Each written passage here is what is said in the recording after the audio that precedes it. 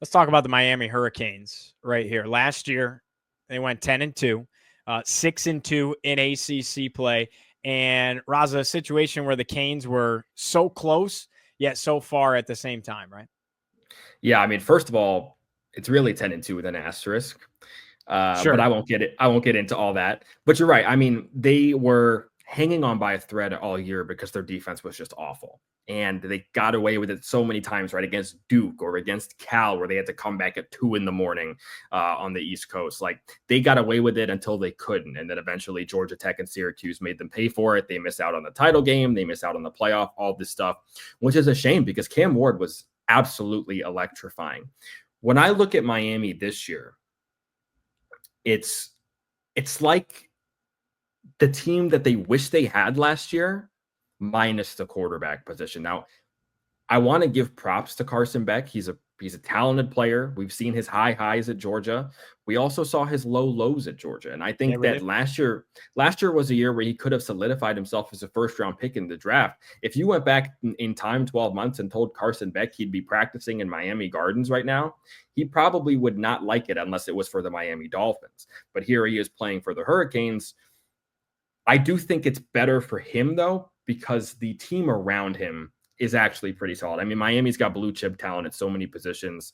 You got 2 guys that'll probably go in the top 10 in the tackle Maui Goa, and then Ruben Bain coming off the edge, the linebacker.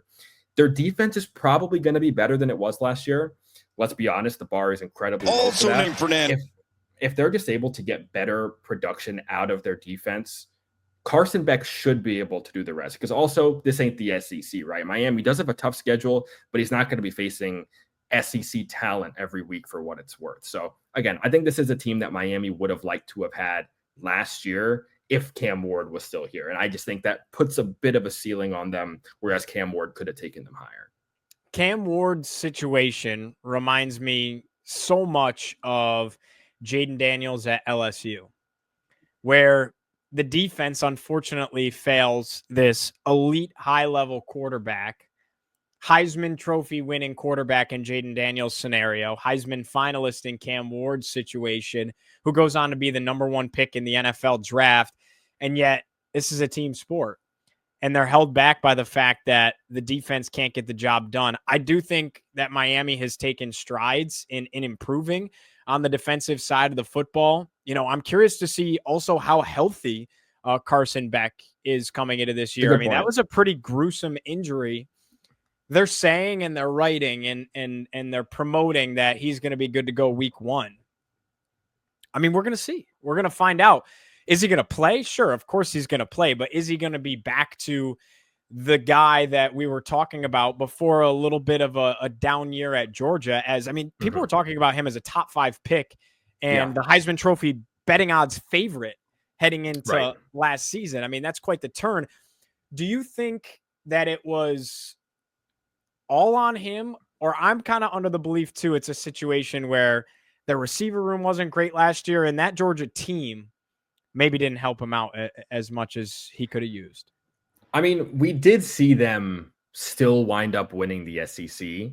It definitely was a down year for Georgia. The SEC was just a gauntlet last year. That should not get lost in translation here.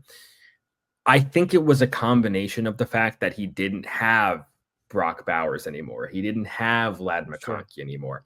But he also didn't do himself any favors. There were a lot of games. The Ole Miss game jumps out in particular as a real struggle bus.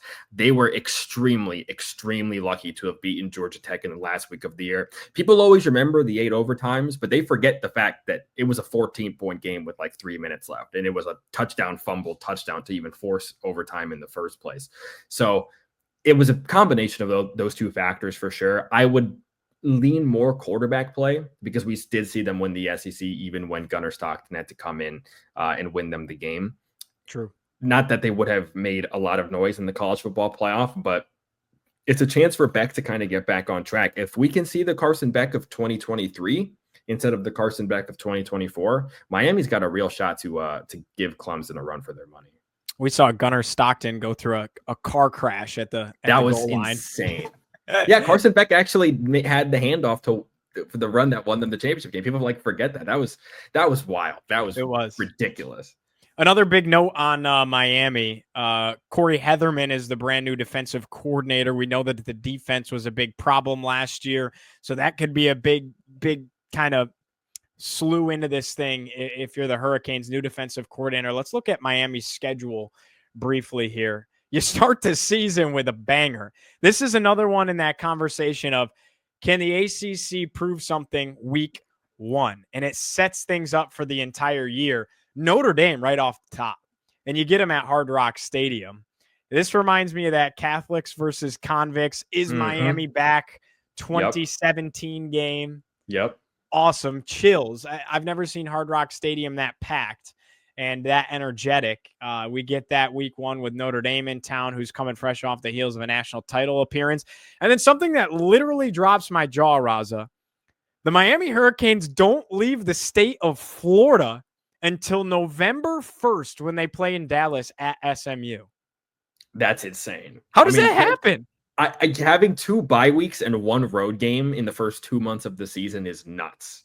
It's absolutely nuts. I mean, and the fact that you get Notre Dame and Florida at home as well, it's just crazy. And it is wild how this has turned out. And then you have, 8 home games versus 4 road games in general. So they're in a position where they're going to be able to physically withstand a lot of this from a wear and tear travel standpoint.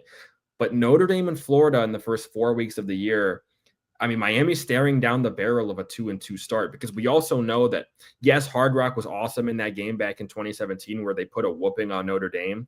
But Notre Dame is coming into this year with real national title expectations. Do not be surprised if the Irish fans outnumbered the Canes fans in Miami that night. And then the Florida game could go either way. Obviously, they whooped Florida last year, but Cam Ward's not here anymore. And DJ Lagway is now the quarterback for Florida. He was not the starting quarterback in that game.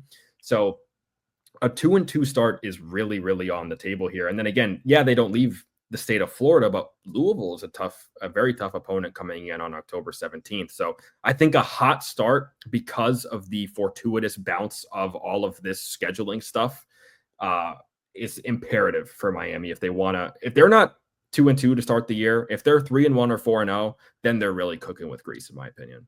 I think even if they start 2-2, they very much so could still finish 9-3. Yeah, I mean, those are conference games super again on to the that table. point.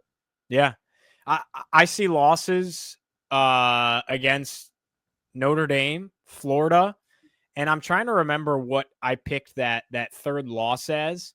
I want to say it was Louisville. I thought it was Louisville comes into their place and beats them. I think you got to look out for, Miami's known for kind of crumbling late in the season. Exactly. And they go at Virginia Tech and at Pitt to finish. Those aren't easy places to play. It gets a little chilly. Freezing. It's going to be freezing in both of those games. And they're not easy places to play, particularly Virginia Tech. I did not pick Virginia Tech to win that game.